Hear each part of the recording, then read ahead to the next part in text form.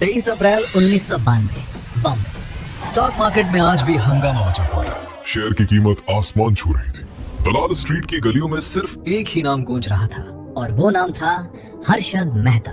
पर किसी को नहीं पता था कि इस रात सब खत्म होने वाला है। 24,000 करोड़ रुपए, इतना बड़ा नंबर कि आप सोच भी नहीं सकते। उस जमाने में ये पूरा इंडिया का एक साल का बजट था। और ये पैसा था ही नहीं, सिर्फ कागज पे था। आपने स्कैम 1992 वेब सीरीज देखी होगी। प्रतीक गांधी ने हर्षद का रोल किया था, पर वो पूरी कहानी नहीं थी। असली खेल कुछ और ही था। बैंक रिसीट, सिर्फ एक कागज का टुकड़ा। इसी कागज ने 24,000 करोड़ रुपए का स्कैम पॉसिबल बनाया। और सबसे बड़ी बात, हर्षद अकेला नहीं था। बैंक के चेयरमैन, बड़े अफसर, पॉलिटिशियन सब मिले हुए थे। लेकिन किसी को नहीं पता था कि ये ताश का घर कितनी जल्दी गिरने वाला है।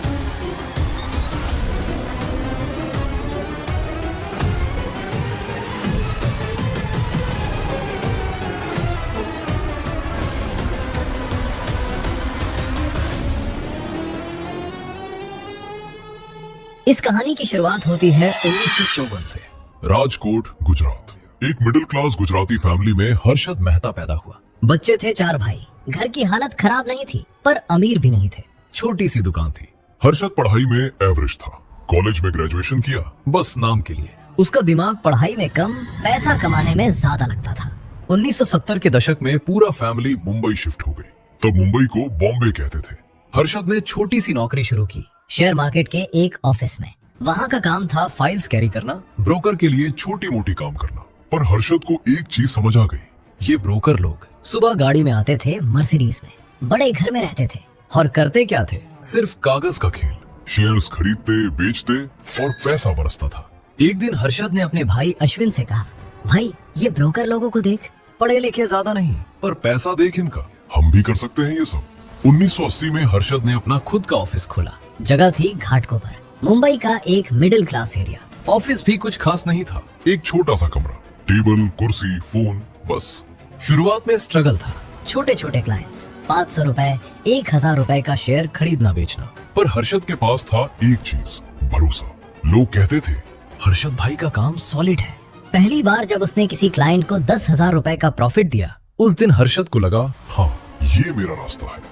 1985 तक हर्षद का नाम थोड़ा फैलने लगा था दलाल स्ट्रीट में, पर वो बड़ा नहीं था, अभी भी छोटा ब्रोकर ही था। लेकिन हर्षद का सपना छोटा नहीं था। वो देखता था बड़े ब्रोकर्स को, उनकी लाइफस्टाइल, उनकी इज्जत, और उसने डिसाइड किया, मैं भी वही बनूंगा, चाहे कुछ भी करना पड़े। उसे नहीं पता था कि ये फैसला आगे चलकर पूरे देश को हिला देगा। 1986 से 87 के आसपास हर्षद ने एक चीज नोटिस की, बैंक्स के पास बहुत सारा पैसा होता है, कस्टमर्स का, डिपॉजिटर्स का। अब ये पैसा बैंक्स ऐसे ही नहीं रखते, उन्हें इस पैसे को लगाना होता है ताकि इंटरेस्ट मिल सके। तो बैंक्स एक चीज करते हैं, रेडी फॉरवर्ड डील। मतलब क्या?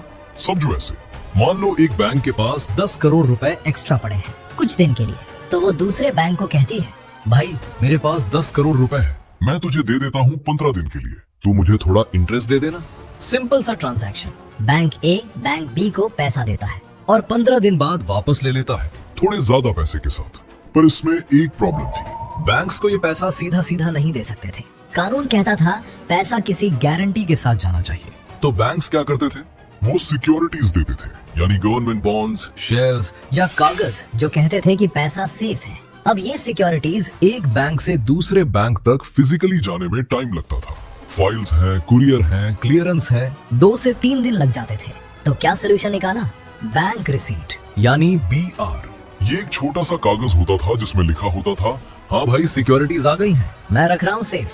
समझो एक तरह का रिसीट, जैसे दुकान पे सामान खरीदने पे मिलता है। अब इधर वो सिक्योरिटीज फिजिकली आती नहीं थी तुरंत, पर BR मिल जाता था तो डील हो जाती थी।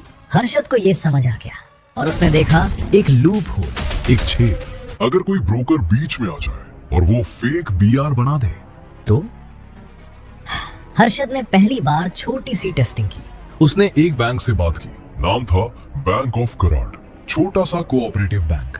हर्षद ने कहा, साहब मैं आपके लिए सिक्योरिटीज लाता हूँ, आप मुझे BR दे दो, मैं यूज दूसरे बैंक को दिखा के पैसा ले आऊंगा, फिर वापस कर दूंगा। बैंक के चेयरमैन ने सोचा, हर्षद तो जाना पहचाना बंदा है, कोई दिक्कत नहीं, BR बन गया। हर्षद ने वो BR ले जाके दूसरे बैंक को दिखाया और 5 करोड़ रुपए निकाल लिए। सिक्योरिटीज थी? नहीं, पर कागज पे दिखा हाँ है। हर्षद ने वो 5 करोड़ रुपए स्टॉक मार्केट में लगा दिए। शेयर खरीदे, कीमत बढ़ी, प्रॉफिट हुआ। 15 दिन बाद पैसा वापस कर दिया इंटरेस्ट के साथ। सब खुश। हर्षद को यकीन हो गया, ये फॉर्मूला काम करता है। अब शुरू होने वाला था असली खेल। 1988 से लेकर 1991 तक 3 साल हर्षद मेहता छोटे ब्रोकर से बिग बुल बन गया।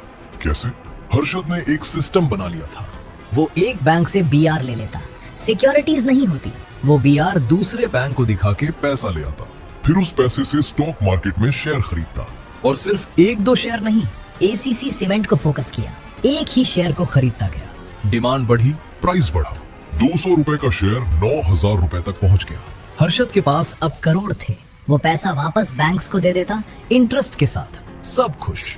और दोबारा सेम चीज रिपीट। स्केल बढ़ता गया। 10 करोड़ रुपए से 50 करोड़ रुपए, 50 करोड़ रुपए से 500 करोड़ रुपए। और एक दिन 24,000 करोड़ रुपए का गेन। हर्षद की लाइफस्टाइल बदल गई। पहले घाटकोपर का छोटा सा ऑफिस था, अब वर्ली में सी व्यू बंगलो, 15 करोड़ का घर। पहले बस में जाता था, अब गाड़ी टोयोटा लेक्सस। उस टाइम इंडिया में ये गाड़ी सिर्फ अमिताभ बच्चन और हर्षद के पास थी। डिजाइनर सूट्स, रोलेक्स घड़ी, पार्टी में एंट्री, सब खड़े हो जाते थे। मीडिया ने टाइटल दिया, big bull of Dalal street. Newspapers में फोटो, टीवी पे इंटरव्यू। हर कोई पूछता, हर्षद भाई सीक्रेट क्या है? हर्षद मुस्कुराता, मेहनत और थोड़ा दिमाग। पर असली सीक्रेट किसी को नहीं पता था। अब दिक्कत ये थी, हर्षद अकेला ये सब नहीं कर सकता था।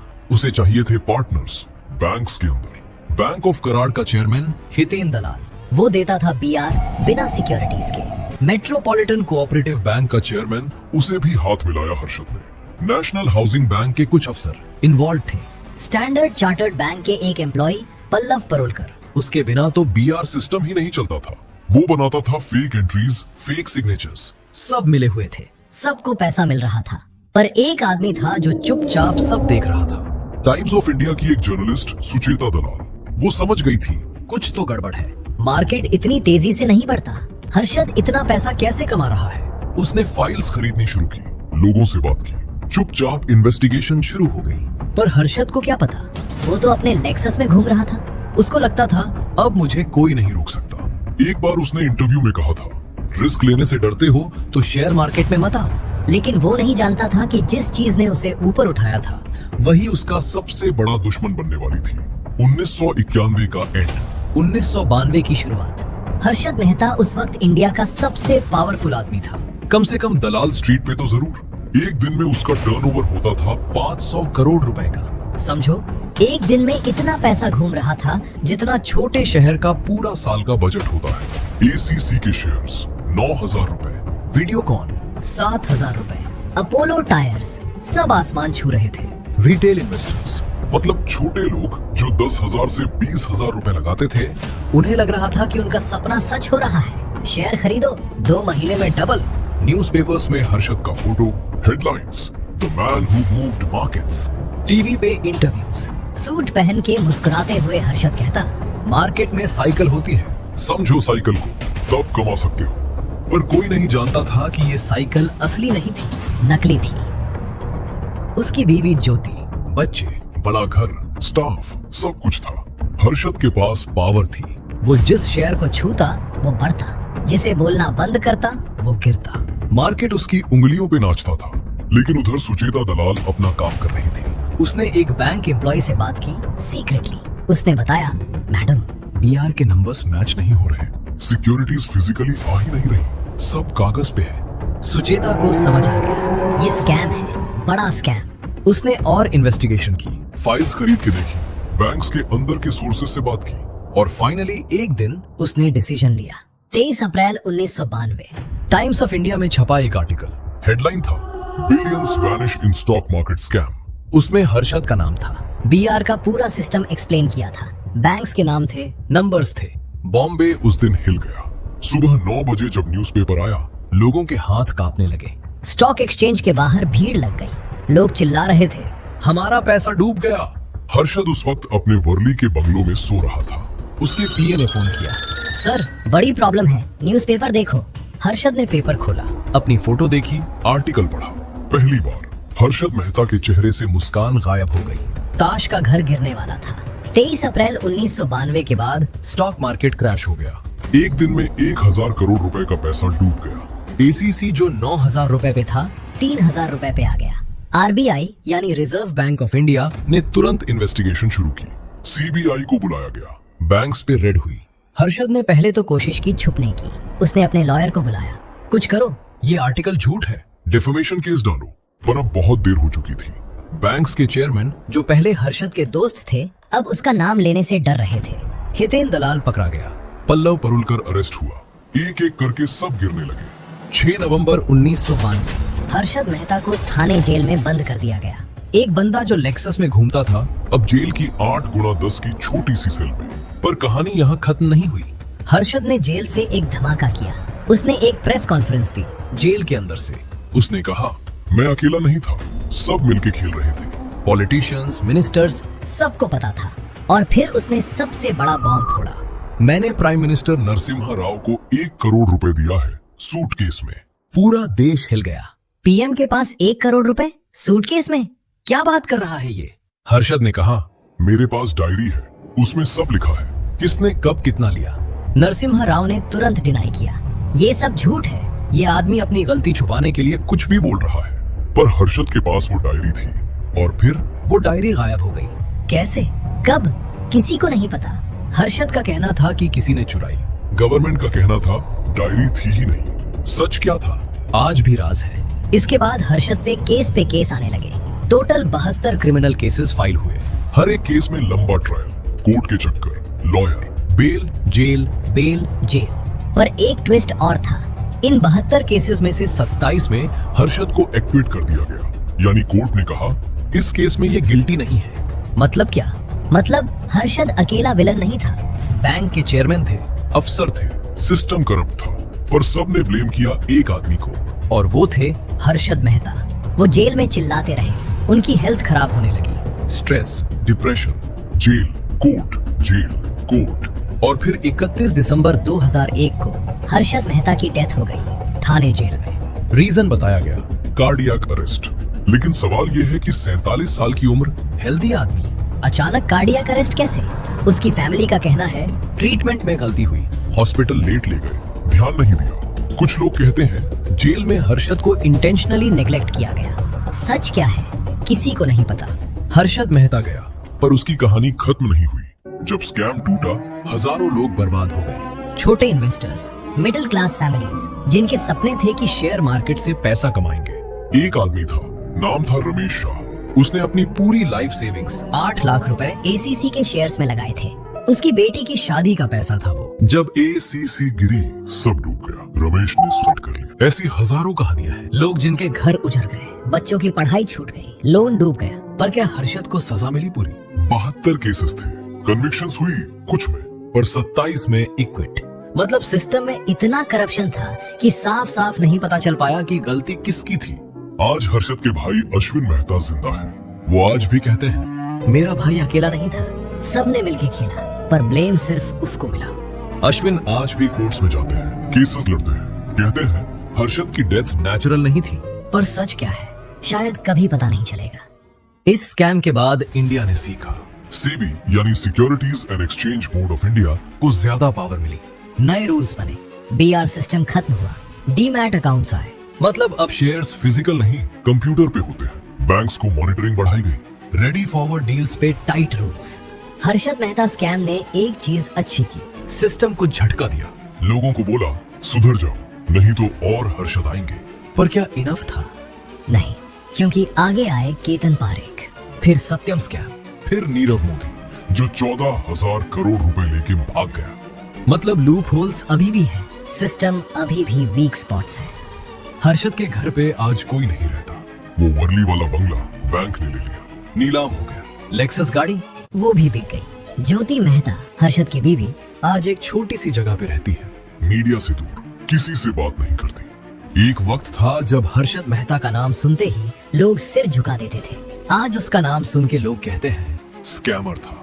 पर क्या वही सच है या उसके पीछे एक सिस्टम था जो टूटना चाहिए था? ये सोच के देखना, ये कहानी सिर्फ हर्षद मेहता की नहीं थी। ये कहानी थी उस लालच की जो इंसान को इतना अंधा कर देता है कि उसे सही गलत का फर्क ही नहीं रहता।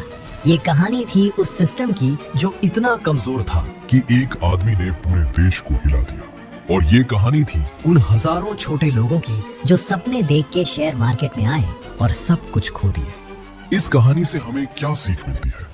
पहला सबक, जब कोई तुमसे कहे कि मैं तुम्हारा पैसा 2 महीने में डबल कर दूंगा, भाग जाओ वहां से। शेयर मार्केट में गारंटीड रिटर्न्स नहीं होते। जो बोलता है वो या तो बेवकूफ है या चोर।